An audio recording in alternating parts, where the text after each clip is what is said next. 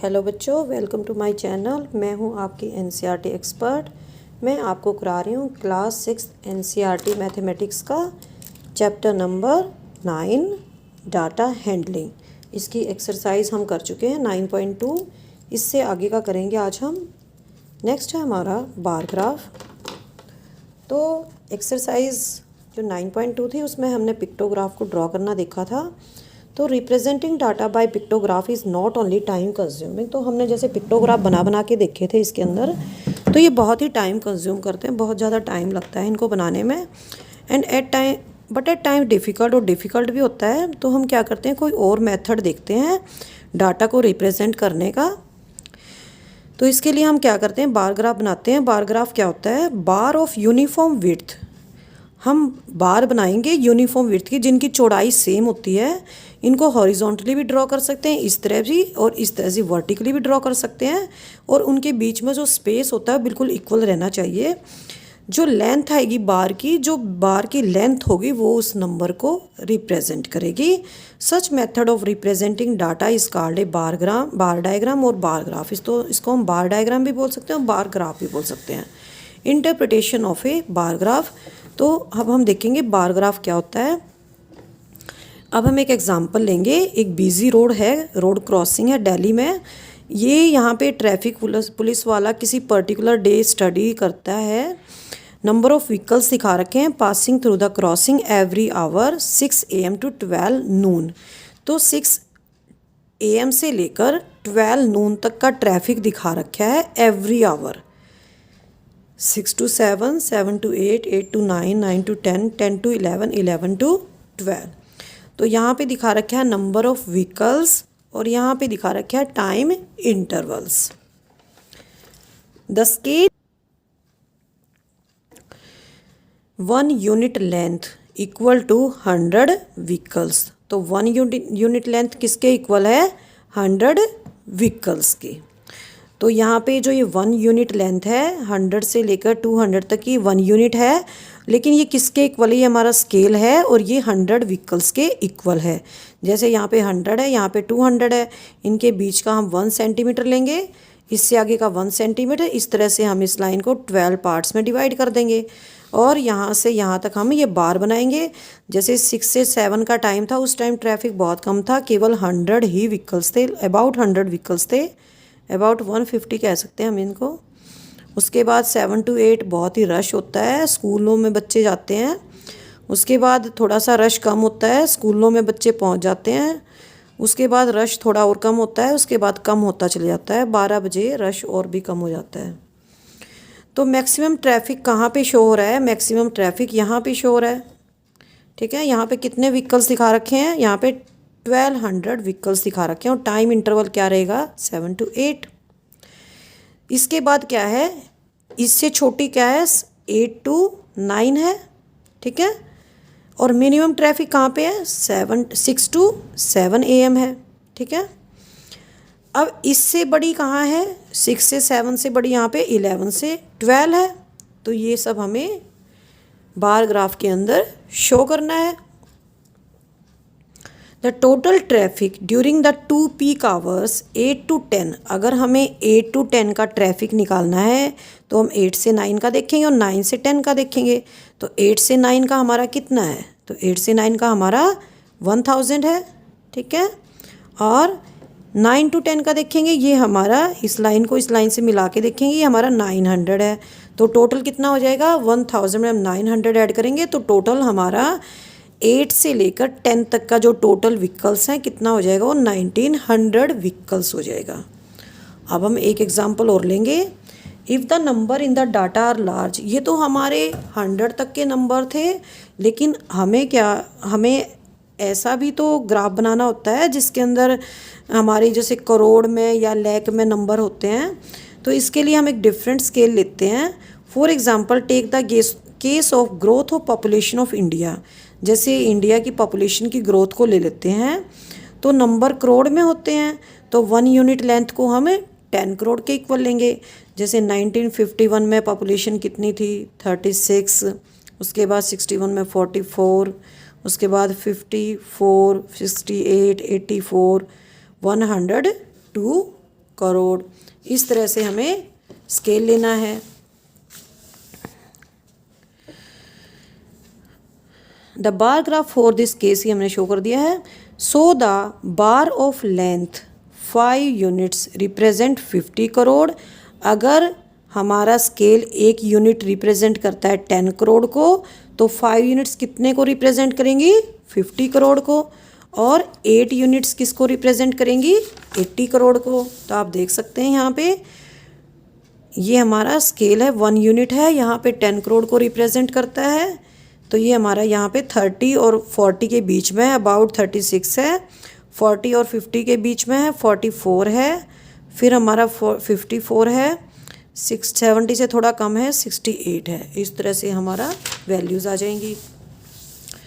अब हम एक एग्जाम्पल करेंगे, example number 9। Read the adjoining bar graph showing the number of students in a particular class of A school. Answer the following questions. तो ये हमें year दे रखे हैं 2001 से लेकर 2003 तक, और यहाँ पे नंबर ऑफ स्टूडेंट्स हैं, और जो 1 यूनिट लेंथ है वो 10 स्टूडेंट्स को शो कर रही है। 1 यूनिट लेंथ इसको बोलेंगे हम, 1 यूनिट लेंथ 10 स्टूडेंट्स को शो करती है। तो what is the scale of this graph? तो स्केल क्या रहेगा?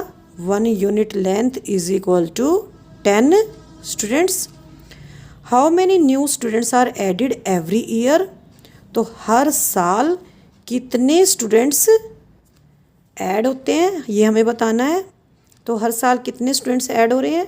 जैसे यहाँ पे हमारे 2000 के अंदर हमारे 30 हैं, तो 30 को 10 से मल्टीप्लाई करेंगे, 300 स्टूडेंट्स हो जाएंगे। यहाँ पे हमारे 300 स्टूडेंट्स हो जाएंगे। तो 2001 में हमारा स्केल ये थोड़ा सा ज़्यादा हो जाता है इस तरह से।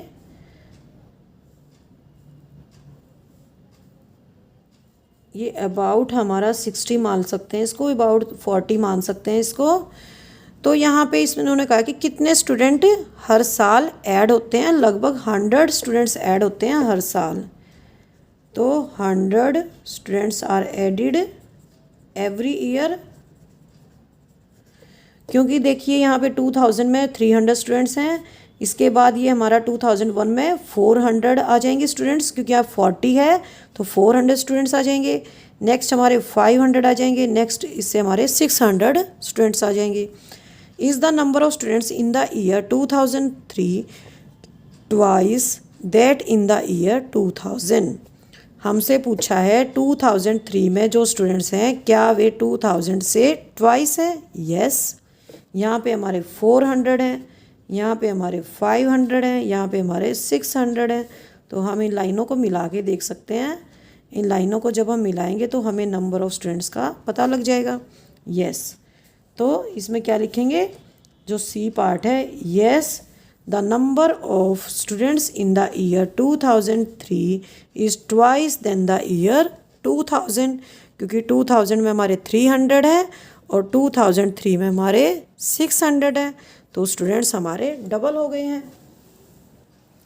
Now let us start exercise 9.3। Bar graph given alongside shows the amount of wheat purchased by the government during the year 1998 से लेकर 2002 तक दिखा रखा है। यहाँ पे ईयर दिखा रखे हैं 98 से लेकर 2002 तक। वो साइड में दिखा रखा है व्हीट इन 1000 टन्स, और यहाँ पे 5 का गैप कर रखा है। तो 5 हमारा स्केल है, ये हमारी 1 यूनिट लेंथ है, 0 से लेकर 5 तक की 1 सेंटीमीटर ले सकते हैं इसको। तो 1 यूनिट लेंथ किसके इक्वल है? 5000 टन। तो सबसे पहले हम क्या करेंगे इसके अंदर? Read the bar graph. पहले हम बार ग्राफ को देखेंगे and write down your observations. तो हम ऑब्जर्वेशंस लिखेंगे अपनी। In which year was the wheat production maximum? Wheat production maximum कौन से ईयर में था और व्हीट प्रोडक्शन मिनिमम कौन से ईयर में था? तो मैंने आपको बताया था जो हमारी जो लेंथ होगी बार की, जो सबसे लंबी होगी वहाँ पर व्हीट प्रोडक्शन मैक्सिमम होगा। तो यहाँ पे जो 2002 की दिखा रखी है लेंथ ऑफ बार, ये सबसे ज़्यादा है, तो व्हीट प्रोडक्शन सबसे ज़्यादा 2002 में हुआ है। ठीक है। अब है हमारा व्हीट प्रोडक्शन मिनिमम। तो सबसे छोटी बार है यहाँ पे ये वाली 1998 वाली, तो यहाँ पे वीट प्रोडक्शन सबसे कम हुआ है। तो हमारे क्वेश्चन के आंसर्स मैं आपको कॉपी में लिख देती हूँ।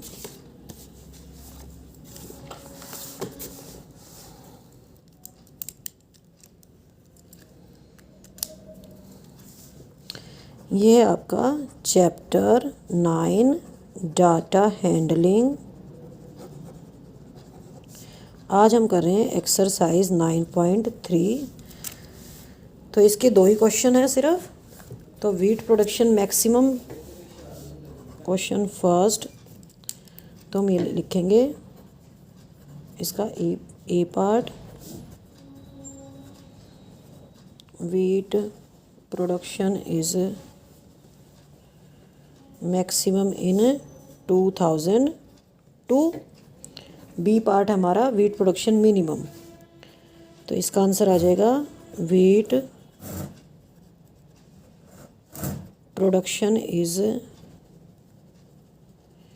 Minimum in 1998। तो हो गया हमारा फर्स्ट क्वेश्चन। अब हम करेंगे इसका सेकंड क्वेश्चन। तो इस क्वेश्चन के लिए आप अपनी एनसीईआरटी मैथ की बुक खोल लेंगे। 199 पेज है। Observe this bar graph which is showing the sale of the shirt in a readymade shop from Monday to Saturday. तो आपको क्या देखना है, इस ग्राफ को देखना है, बार ग्राफ को। इसमें क्या दिखा रखा है, सेल दिखा रखी है शर्ट्स की मंडे से लेकर सैटरडे तक। यहाँ पे क्या दिखा रखा है, मंडे से लेकर सैटरडे तक डेज दिखा रखे हैं। और यहाँ पे नंबर ऑफ शर्ट्स दिखा रखा है कि कितनी शर्ट्स किस दिन सोल्ड हुई हैं। तो देख सकते हैं आप, मंडे को कितनी शर्ट सोल्ड हुई हैं 15, ट्यूसडे को 10, वेडनेसडे को 20, थर्सडे को 35, फ्राइडे को कितनी है देख सकते हैं आप 50 शर्ट्स हैं। और सैटरडे को कितनी शर्ट्स हैं 60 शर्ट्स हैं। तो आप लिखना चाहें तो इसके अंदर लिख सकते हैं अपनी इन्फॉर्मेशन के लिए। मंडे को कितनी है 15, ट्यूसडे को 10 है, वेडनेसडे को 20 है, थर्सडे को 35 है, फ्राइडे को 50 हैं और सैटरडे को 60 हैं यहाँ पे। ठीक है। 1 यूनिट लेंथ को कितना दिया हुआ है 5 शर्ट। यहाँ पे 1 सेंटीमीटर का गैप बना हुआ है और ये 0 से 5 1 यूनिट लेंथ है, ये 5 शर्ट को शो करता है। अब हमें क्या करना है, हमें कुछ क्वेश्चंस दिए हुए हैं, हमने बार ग्राफ को इसको देख लिया है ध्यान से। अब हमें इन क्वेश्चंस के आंसर देने हैं। तो let us start. What information does the above bar graph give. क्या इन्फॉर्मेशन देता है, it shows the sale of the shirt from Monday to Saturday. What is the scale on the horizontal line. Horizontal line पे scale क्या है, scale तो हमें already दे रखा है 1 unit length is equal to 5 shirt. Maximum number of shirt कब बिकी, Saturday को बिकी और कितनी बिकी 60 बिकी। Minimum number of shirt Tuesday को बिकी और 10 बिकी। How many shirt were sold on Thursday, Thursday को कितनी बिकी 35 बिकी। कितना इजी क्वेश्चन है। Now let us start this questions. मैं इनके आंसर्स कॉपी भी कर देती हूँ। तो ये हमारा क्वेश्चन नंबर 2 है। तो 1 बाय 1 इसके 5 आंसर्स देने हैं। What information does the bar graph give. तो हम क्या लिखेंगे इसके अंदर, the bar graph shows the sale of shirts in a shop from Monday to Saturday. ठीक है। और इसका स्केल बताना है हमें।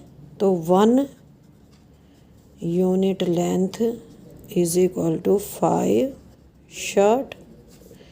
सी हमारा है maximum number of shirts. Maximum number of shirts that is 60 were sold on कब भी किए सैटरडे को।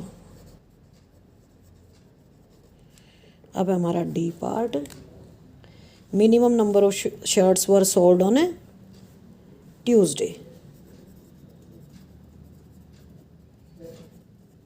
Minimum number of shirts were sold on Tuesday, क्योंकि ट्यूसडे को केवल 10 ही शर्ट्स भी किए हैं।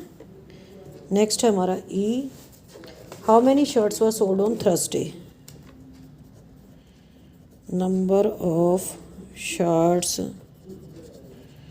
सोल्ड ऑन थर्सडे कितनी है? 35। तो हमने क्या करना है, सिर्फ हमने स्केल की हेल्प से इन लाइंस को देखना है कि कौन सी लाइन कहाँ पे मैच करती है। जैसे स्केल की हेल्प ले सकते हैं आप, यहाँ पे 60 शर्ट्स हैं, यहाँ पे थर्सडे को हमारी 35 शर्ट्स हैं, यहाँ पे हमारी सबसे कम शर्ट्स हैं ट्यूसडे को। इस तरह से हम स्केल का इस्तेमाल कर सकते हैं और हम नंबर निकाल सकते हैं। अब हम करेंगे क्वेश्चन नंबर 3।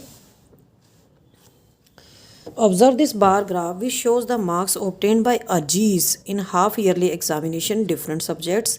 अजीज एक स्टूडेंट है, एग्ज़ामिनेशन हुई है उसकी हाफ ईयरली और उसके अलग अलग सब्जेक्ट्स हैं। उसके पास 5 सब्जेक्ट्स हैं, हिंदी, इंग्लिश, मैथमेटिक्स, साइंस और सोशल साइंस। ये उसके सब्जेक्ट्स हैं और ये यहाँ पे उसके मार्क्स दिए हुए हैं। तो यहाँ पे 10-10 का डिफरेंस है, यानी कि 1 यूनिट लेंथ किसके इक्वल है? 10 मार्क्स के इक्वल है।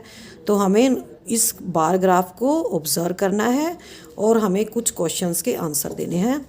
तो हमें ये बार ग्राफ क्या दे रहा है? Information.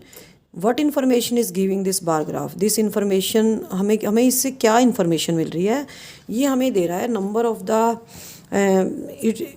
it shows marks obtained by Aziz in different subjects।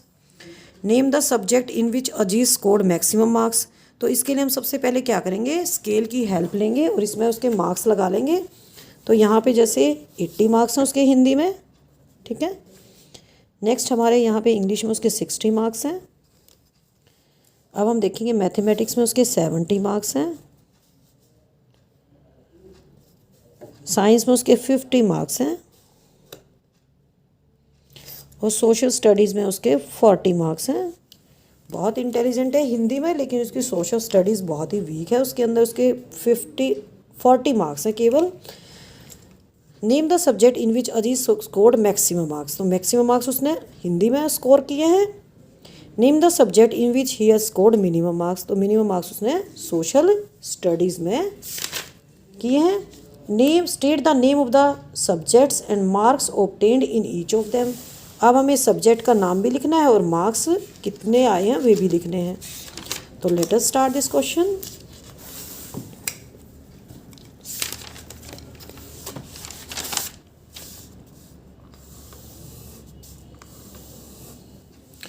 तो 2 क्वेश्चन हो गए इसके एक्सरसाइज के 9.3 के। अब हम करेंगे इसका लास्ट क्वेश्चन, क्वेश्चन नंबर 3 है हमारा।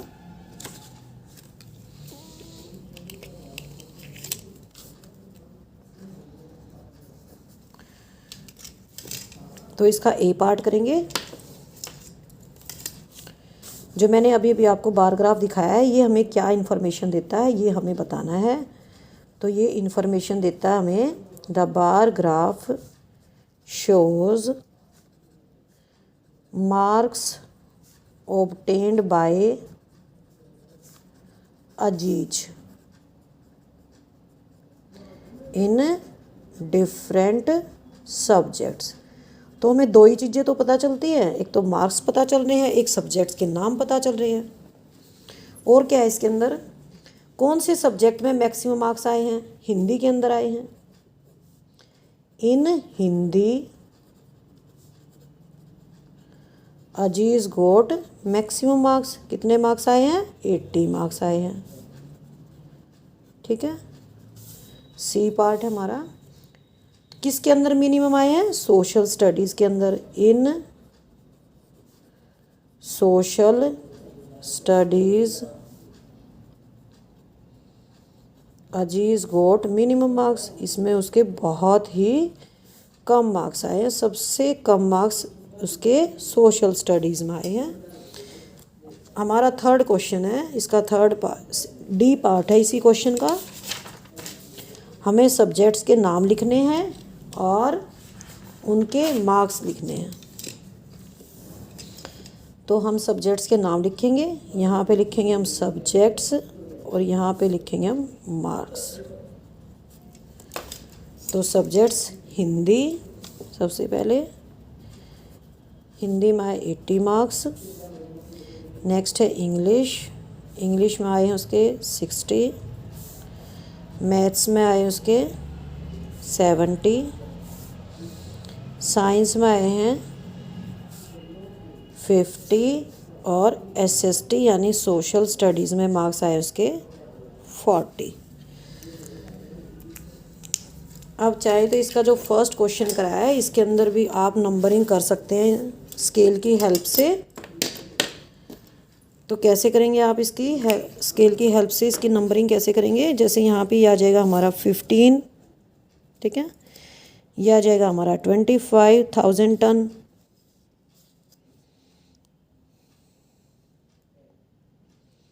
यह आ जाएगा हमारा 20 वैल्यू, ये भी 20 आएगी और ये हमारी 30 आ जाएगी, ठीक है।